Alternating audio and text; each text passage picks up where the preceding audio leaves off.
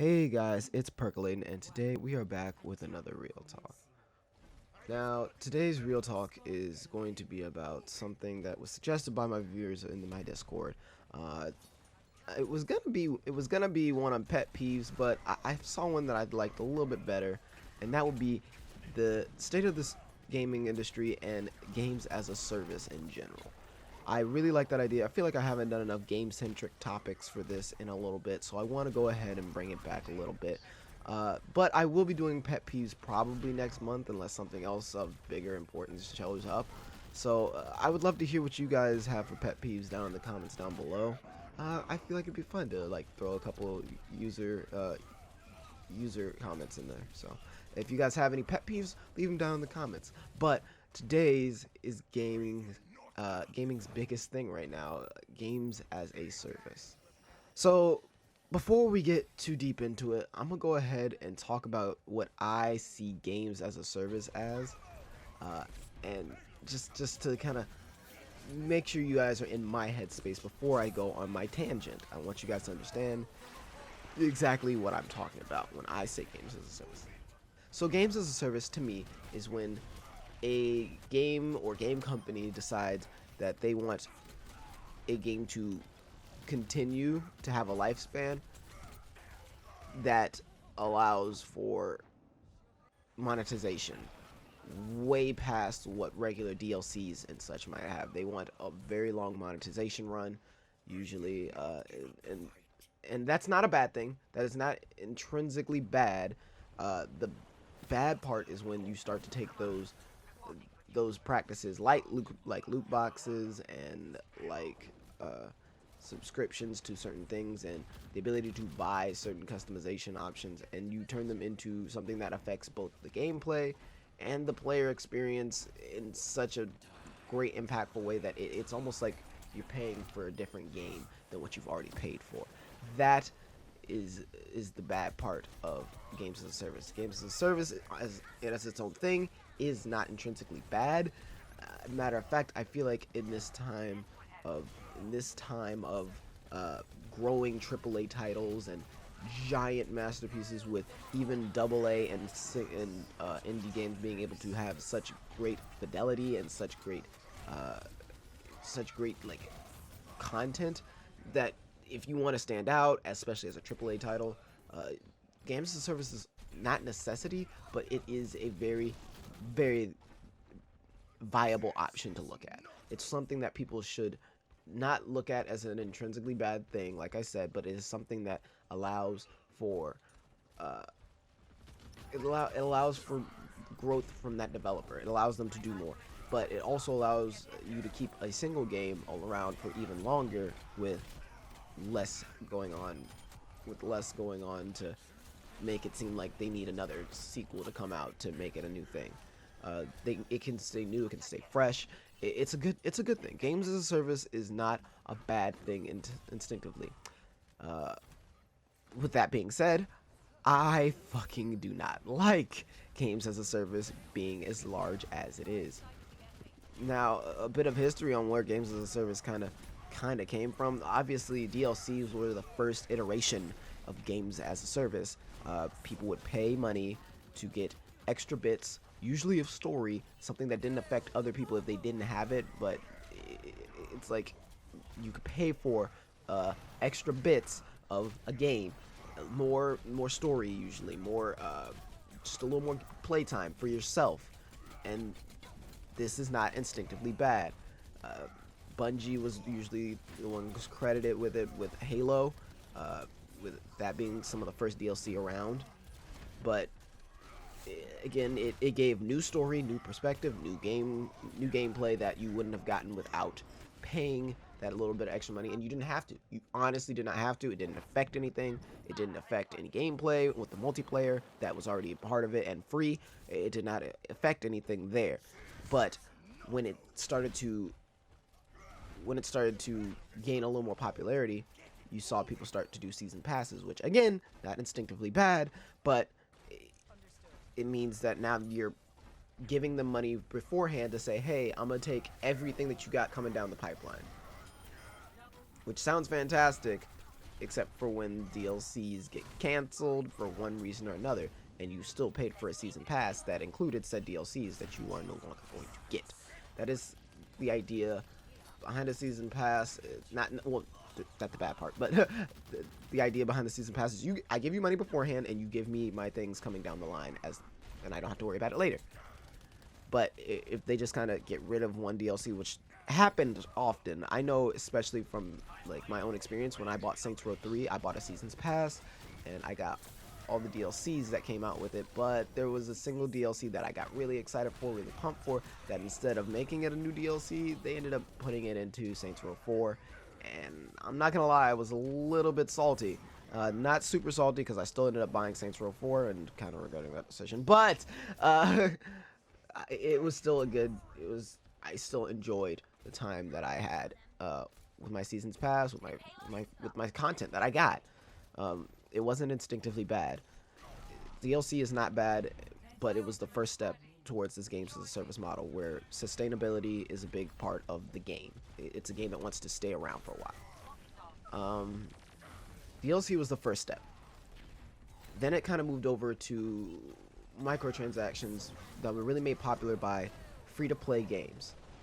Now, obviously, in a free-to-play game, you can understand why microtransactions are a thing, along with the ads that kind of pop up all around your screen, usually when you're playing on a phone.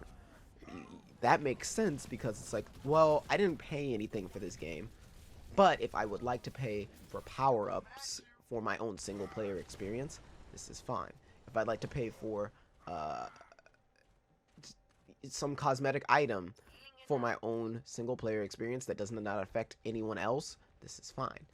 But then we got a couple of kind of sneaky ways of doing things, like Game of War kind of pushed it a bit, if you ask me, where they started to say, hey, you can pay to speed up your own troops, which then puts you ahead of others a little bit. That might be at the exact same, they might be doing the same type of thing, but now that you've got the speed ups, you push ahead of it, which, you know, I won't say is the worst.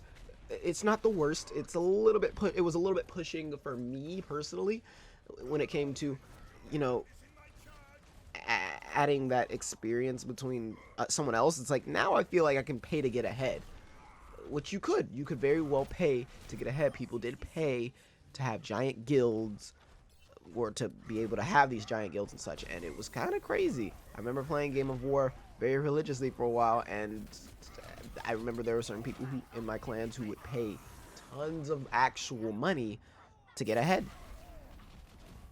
And it was like, well, you got the money, why not? And I'm not saying that that a company shouldn't cater to whales as a free-to-play company. That's a thing that they do, and that's fine. If you guys want to know more about whales, go look up an extra credits video. That's probably better for me than I could explain it.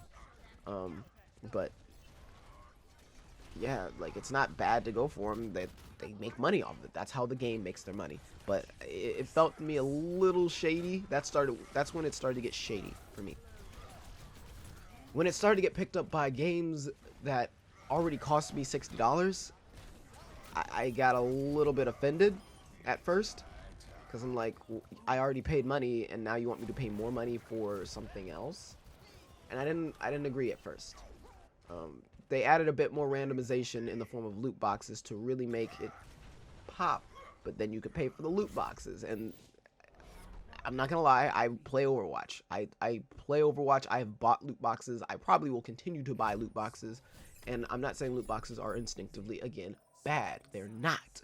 The bad part is when you have people like Battlefront, Star Wars Battlefront, where you fuck up and make all of everything randomized, but you can pay for more boxes, and that affects your gameplay. That was horrible. That was the worst thing. Obviously, I don't need to go into the details of how the fuck that was horrible, because that if you're at this video, you probably know. If you don't, there's tons of good videos.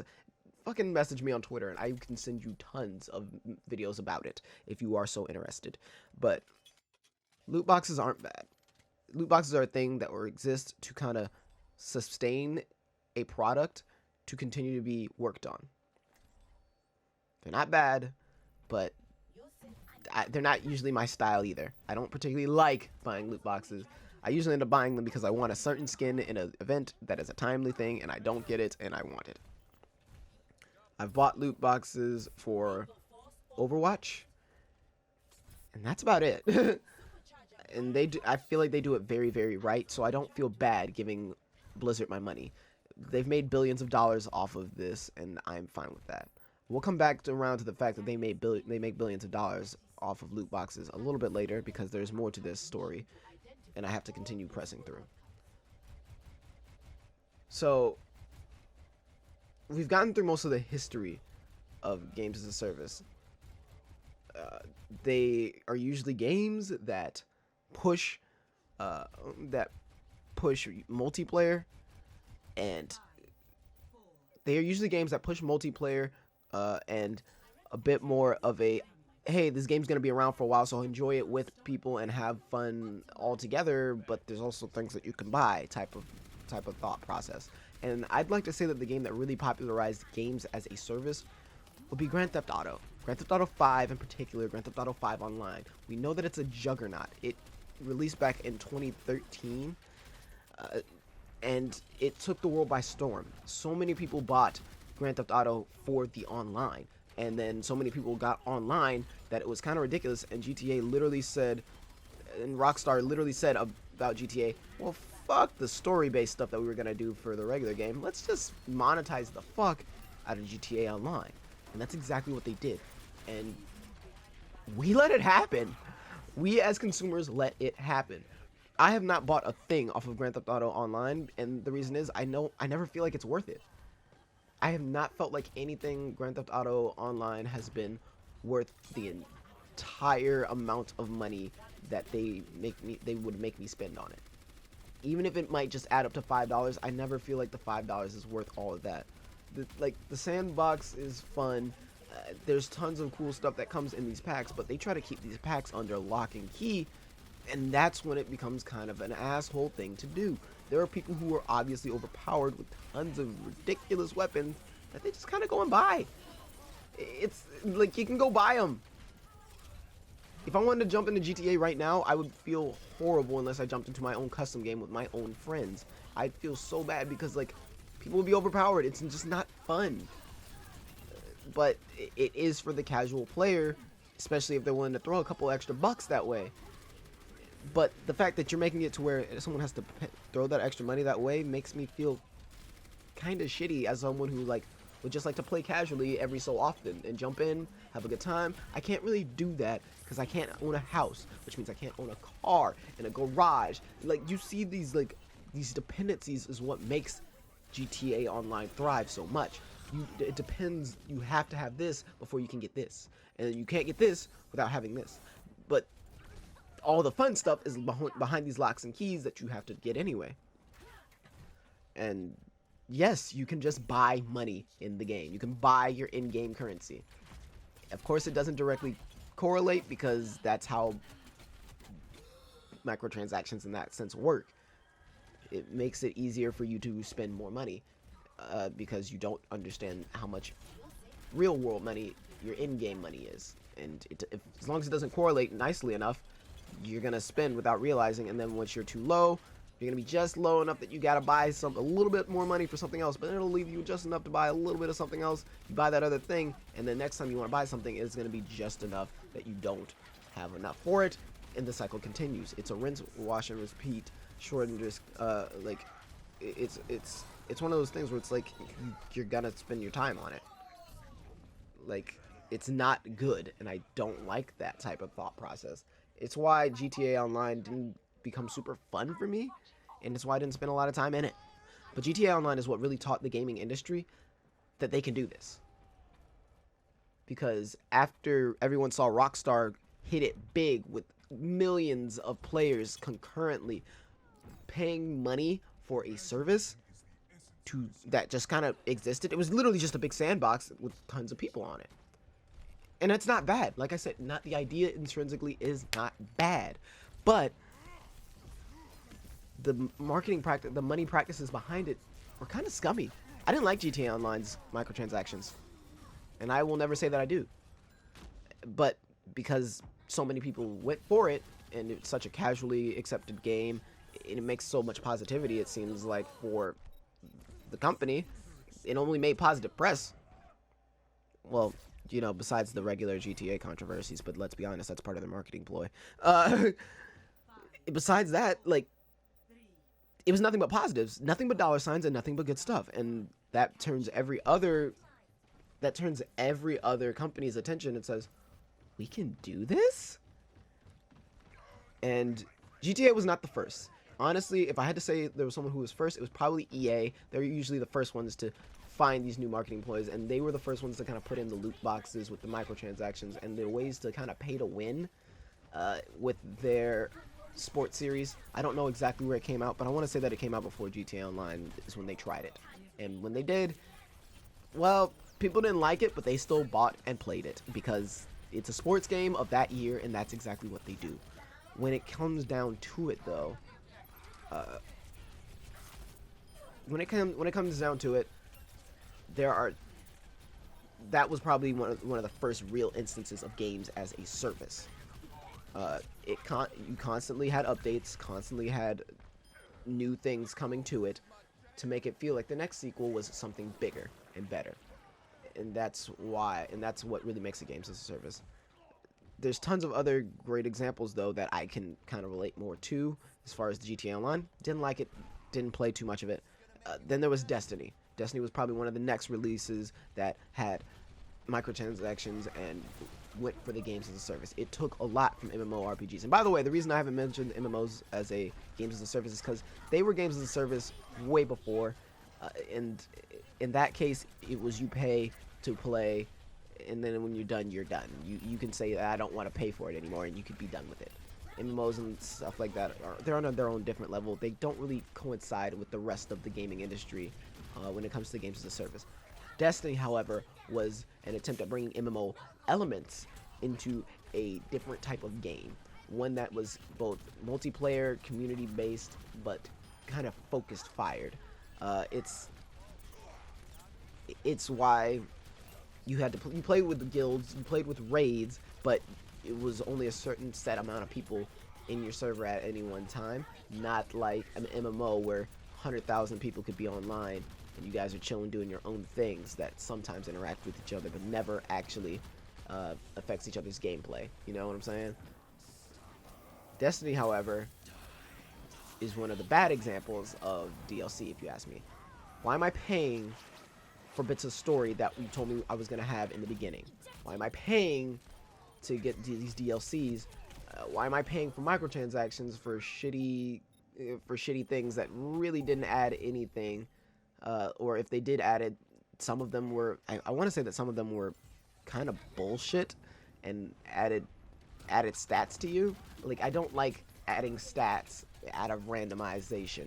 RNGs shouldn't be able to control something of my own characters. Like, if I make something or if I build up a person, I should be able to build that person as I would like, not based off of the random elements of your fucking generator. Your number generator should not control what I get.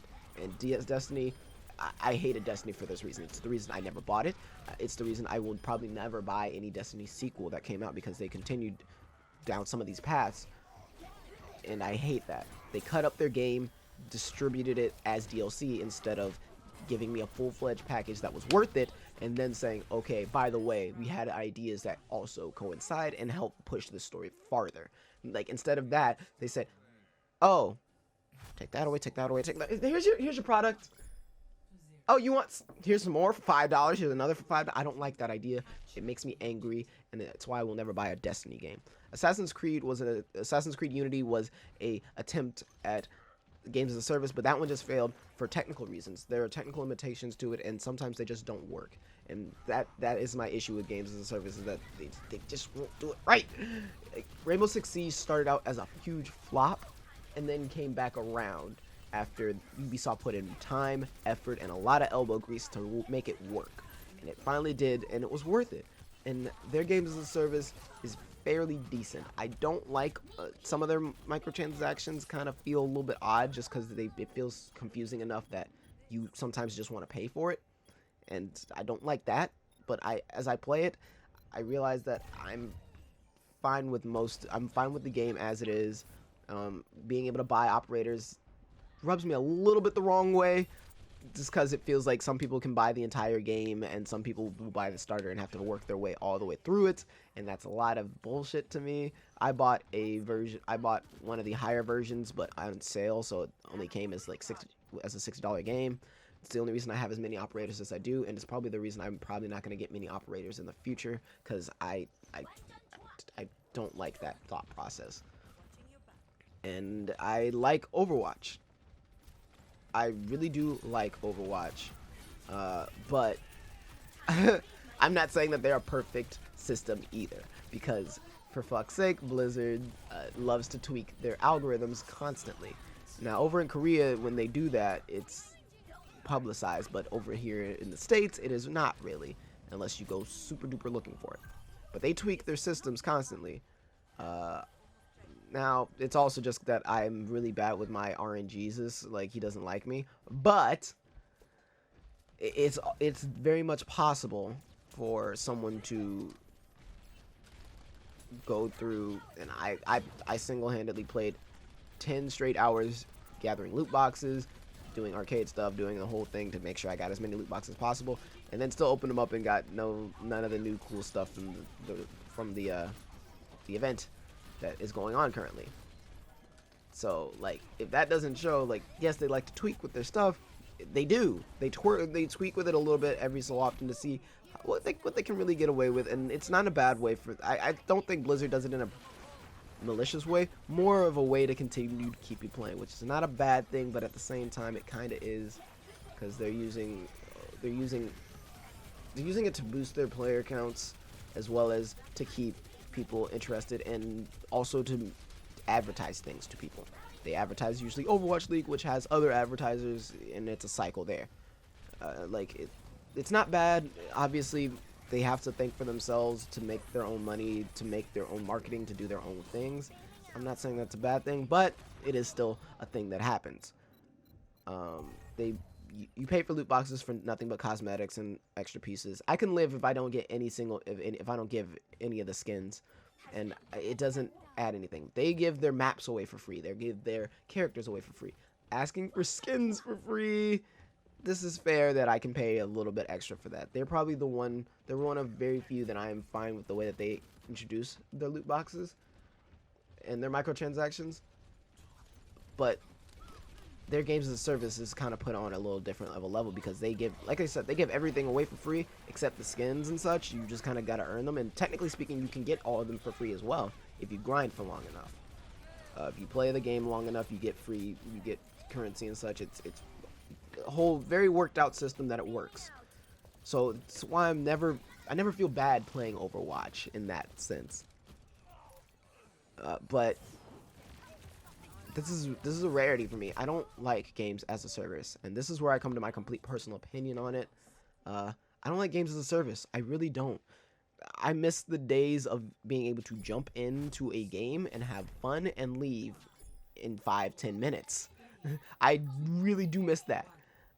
I miss being able to turn my system on, put my game in and play it, and then continue about my day, instead of having to sit and play for 30 minutes to an hour just to get my fill on one game, which I feel like games as a service really does make like their thing to do. You have to play for so long before you get an experience that was like, okay, now I'm good for a little bit. Like, I hate that feeling of I didn't get to play for long enough, or I didn't get enough out of this in this little bit of a play session. I miss having games that were just straight up fun games. Why do I play Overwatch? Because it's the closest that I get to that feeling. I jump into a game, play for however long one game is, and I'm like, alright, I gotta go now. And I can go. And it's fine. The characters don't change too much. The characters don't constantly switch up. There aren't some characters that are free and some that are not. There aren't some characters locked behind a paywall. There aren't maps locked behind a paywall. There is not a split community in that sense. You have a game with characters with abilities to play, with the ability to play at that moment, anytime. You jump in, you're playing the same characters, doing the same things. Obviously, there could be reworks and such, but you get the basic idea that I'm going for here. It's I genuinely miss that ability to just jump into a game, have fun, leave. I like that. I like that ability, and not having that, you don't really get that as games as a service. You have to go grind for an hour in Destiny before you get your whatever that you were looking for, and blah blah blah. And I don't like that thought process. You have to grind for so long before you get your first couple of operators in Rainbow Six Siege, so you can finally actually enjoy the game to the extent that you would like. Like, I don't like that. You have to pay to get a house in GTA before you can get a car, before you can get certain things for this. I don't like that. And it's not that games as a service is bad. It's really not. It's just that there are so many badly done games that claim that they are a service, when honestly they're kind of dicking on us, and I don't like that. If I'm being completely honest, I don't like that. That is my issue with games as a service. Now, with that being said, they deserve to be able to do this because they cost so much to make. Not every game is doing it well, and not every game deserves our money for it, because we should not give money to people who do not deserve it. I will never pay for Destiny for the reason previously stated. But they are very expensive to make. Games are way more expensive now than they ever have been, and with the new, if we demand the highest fidelity, if we demand the greatest of stories, if we demand that we get fantastic multiplayer options, we have to pay for it, and we have to pay for it in some way, shape, or form. Now, $60 is not going to cover it. If everyone paid $60 for a game and then said, all right, cool, these companies would be broke. There's an entire extra credits video that I could flash to show you. Like, they'd be broke. They wouldn't make money, because even if they cut the corners to the very bare minimums, it's still millions of dollars. Like, it's not worth making it at that point. We'd have to at least be paying $70 a game to make it somewhat fair, which I don't know about you. I'm not paying $70 for a single game. So I'm fine with loot boxes if they're done right. I'm fine with games as a service as far as DLCs and such if they're done well. But I don't like the No Man's Skies of the world. I didn't buy No Man's Sky, and at this point I don't think I will, simply off the principle that they tricked gamers for so fucking long. And I hate that. I don't like being lied to my face. Like, even if they fix up everything and make it the nicest game, I'm probably still not gonna buy it because of the simple fact that I don't like when they do shit like that. Like, Destiny is along the same line. They're like, oh, well, we fixed everything and it's nice and awesome now. I'm like, great. You still fucking chopped up the game in the first place. Don't do that shit. So until they give a full game with full access to everything at first, and then later on announce DLCs, instead of selling a season pass with the original game, I won't be giving my money to them. And this is going to be one of the longest real talks in recent history, but it's because this is one that I've thought about for a bit. I've had my opinions on this one. I'm very glad that someone gave me the idea to talk about it, because I've been thinking about it and ranting on my streams and such about it, but this is my chance to talk about it, and I feel like I've given my opinion fairly well. So I guess with all that being said, guys, do you have what's your games as a service game? Obviously most everyone here has one, but is yours free to play? I know there's some people who play Warframe, and there's some people who will play Warframe and they feel like that's fair, and I play Overwatch. I feel like it's fair, but I also have friends who play Destiny and they say that in their minds that they feel like it's fair. I don't, and I'd love to know exactly why. And what do you think the games industry, who is the leading games as a service maker as of this moment? Obviously so many people are doing it, and I don't particularly agree with the fact that everyone's doing it just because they can. I would love to know what you guys think on it though. So with all that being said, guys, let me know your opinions in the comments. This one I really want to hear your thoughts on and hear the conversation that comes from it. So with all that being said, guys, this is Pergling. This has been real. It's been fun. It's been real fun, and I will catch you guys next time. Peace.